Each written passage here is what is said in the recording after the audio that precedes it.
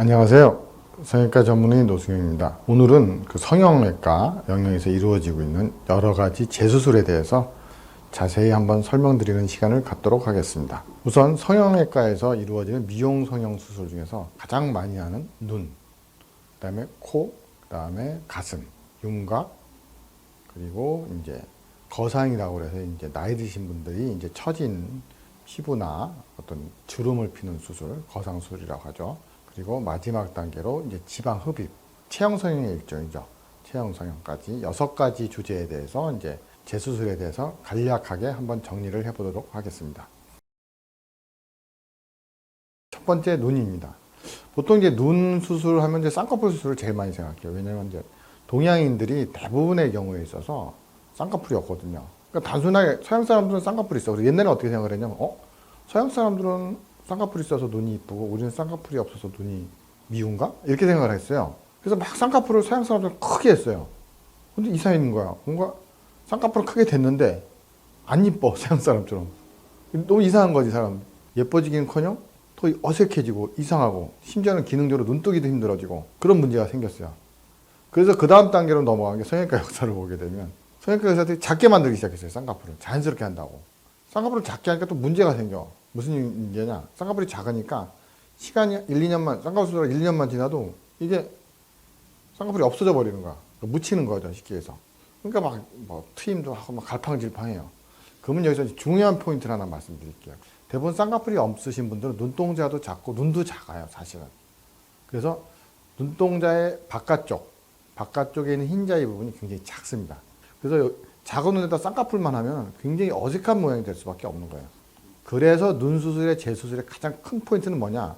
쌍꺼풀을 크게 하냐, 작게 하냐, 이 모양으로 만드냐, 점 아웃폴드냐, 인폴드냐, 인아웃이냐, 이게 중요한 게 아니고 내 눈 모양이 작냐, 크냐, 그걸 먼저 파악을 해야 됩니다. 자기의 눈 모양이 어떻게 생겼나를 파악하는 겁니다. 과연 예쁜 눈의 핵심은 뭐겠냐? 당연히 트임입니다. 특히 뒤미팅. 눈을 크게 하는 수술. 물론 뒤미팅을 과하게 하면 부자연스러운 그런 문제점도 발생을 합니다. 하지만 부자연스럽다 하더라도 일단 눈이 커지면 그 자체로 좋아 보여요. 작은 눈보다는 매력적으로 보입니다. 그래서 눈을 크게 하는 수술이 굉장히 중요합니다. 여기서 또 중요한 또 문제점이 있어요. 사실상 뒤미팅을 하는 그런 병원들이 많지가 않습니다. 왜냐하면 이 뒤미팅이라는 게 상당히 도전적인 자세를 가진 몇몇의 의사들만 성공해낸 수술이기 때문에 성공하신 분들은 열심히 해요. 그리고 좋은 결과를 만들어내는데 대부분의 사람, 보수적인 의사분들은 사실상 안 합니다. 잘. 왜냐하면 결과에 대한 확신도 없지, 그렇기 때문에 안 하게 되거든요. 그래서 결코 내가 눈에서 매력적인 눈을 포기 못하겠다 하시는 분들한테는 뒤미팅이 정말 중요한 재수술의 조건이 됩니다. 그리고 방법이 되고 희망이 될 수도 있는 겁니다. 뒤미팅만 해도 커집니다. 특히 앞팀과 같이 해서 하게 되면 사실 쌍꺼풀이 생기는 경우도 있어요. 저절로. 그래서 쌍꺼풀은 사실상 눈 수술에 있어서 후순위 수술이지 선순위 수술은 절대 아니야. 즉 눈을 예쁘게 하는 수술에 있어서 쌍꺼풀은 후순위 수술이다. 그게 어떻게 보면 핵심 개념이 되겠습니다. 코에서도 이제 핵심이 있어요. 한 30년 전, 40년 전에 미용성형이 우리나라에 처음 도입된 그 초반부에 있었던 현상인데 콧대만 높으면 된다 해가지고 실리콘 두꺼운 걸 막 넣은 거예요. 근데 이게 예뻐지는 게 아니라 모양이 이상해. 싸나워지고 또 이상해져, 이것도. 왜 그러냐면 콧대만 높이고 콧꼬대 좋아하는 생각을 안 한 거예요. 그래서 콧꼬도 막 높였어. 근데 콧대도 높였고 콧꼬도 높였는데 물론 부작용도 많이 발생했죠, 그 바람에. 근데 그래도 뭔가 어색해. 그게 왜 그러느냐? 가장 큰 문제점이 돌출입이 많습니다. 돌출입이 많다 보니까 코를 아무리 높여도 입하고의 이런 이상적인 관계가 성립을 안 하는 거예요.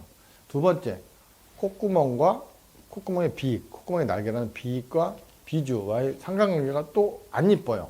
근데 전부 콧구멍과 콧대 갖고만 막 실험을 하니까 이쪽 구조가 좋으신 분들은 그래도 뭐 괜찮은 결과를 만들어내는데 이쪽 구강 구조와 콧날개와 비주와의 상관관계가 안 이쁘신 분들은 콧대도 높이고 콧끝도 높여도 이렇게 안 이쁘게 나오는 거죠. 그래서 코 재수술의 포인트가 뭐냐?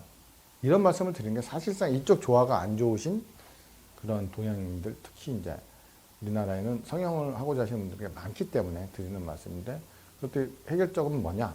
바로 이 조화 관계를 잘 맞추는 겁니다. 세 번째로 윤곽입니다. 윤곽에서는 크게 이제 2가지 포인트가 있어요. 윤곽에서 2가지 포인트는 첫 번째 광대, 그다음에 사각턱, 제일 많이 하는 윤곽 수술이죠. 광대 수술에 가장 재수술이 많은 거는 이 측광대 그리고 45도 광대를 넣어줘야 이렇게 안쪽으로 넣어줘야 되는데 이게 기술적으로 쉽지는 않습니다. 그래서 사실상 광대 자체가 좀 어려운 수술이고 난이도가 높고 러닝 커브가 긴, 다시 말해서 배우는 시간이 오래 걸리는 그런 수술이다 보니까 돈 욕심에 막 이상하게 수술하시는 경우가 많아서 45도 광대도 제대로 안 되고 측광대도 제대로 안 되는 경우가 많습니다.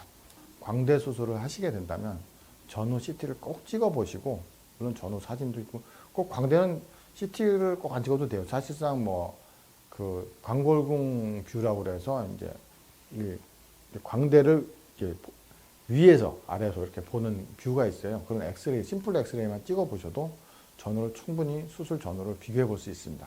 그런 걸 꼭 찍어 보시길 권해드리고, 이제 두 번째 사각턱입니다. 사각턱은 가장 큰 문제로 두 가지 점을 갖고 있어요.